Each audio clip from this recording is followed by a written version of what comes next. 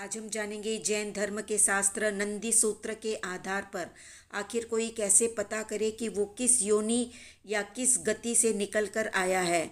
अगर कोई नरक से निकल कर आया है तो उसकी क्या पहचान बताई है भगवान महावीर ने, ये आज हम जानेंगे इस वीडियो में।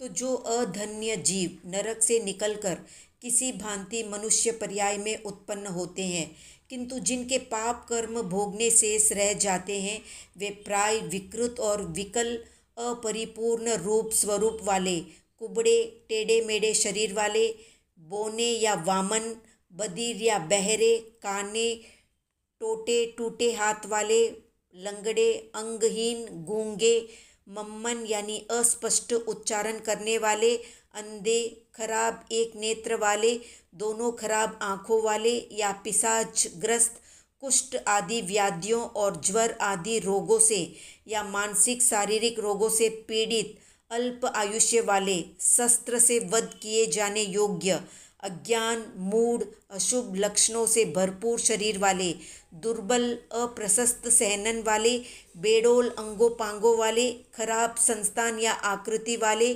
कुरूप, दीन, हीन, सत्व विहीन, सुख से सदा वंचित रहने वाले और अशुभ दुखों के भाजन होते हैं।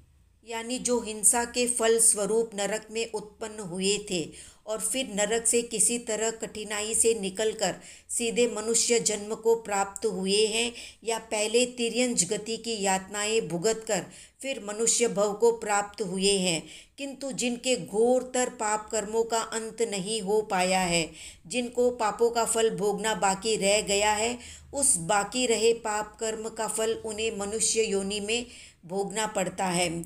ऐसे पापी प्राणी अधन्य होते हैं, उन्हें सर्वत्र निंदा, अपमान, तिरस्कार, धिक्कार ही मिलता है।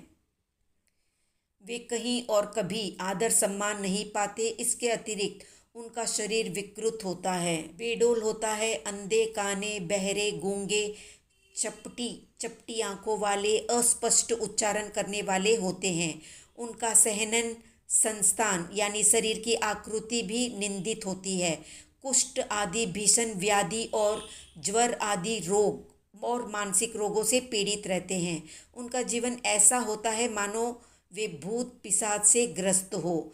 वे ज्ञानहीन मूर्ख होते हैं, सत्व विहीन होते हैं और किसी न किसी शस्त्र से वध होने पर वे मरण को प्राप्त हो जाते हैं। जीवन में उन्हें कहीं और कभी भी आदर सम्मान नहीं मिलता, तिरस्कार, फटकार, दुत्कार और धिक्कार ही मिलता है। वे सुखों के नहीं दुखों के ही पात्र बनते हैं। अब एक प्रश्न यहाँ पर उठता है कि क्या नरक से निकले हुए सभी जीव मनुष्य पर्याय को पाकर इसी तरह दुर्दशा के पात्र बनते हैं? तो इसका जवाब है कि सभी जीवों की ऐसी दुर्दशा नहीं होती, बल्कि उन्हीं लोगों की ऐसी दुर्दशा होती है जिनके पाप कर्मों का फल भोग पूरा नहीं हुआ है, बल्कि कुछ शेष रह गया है।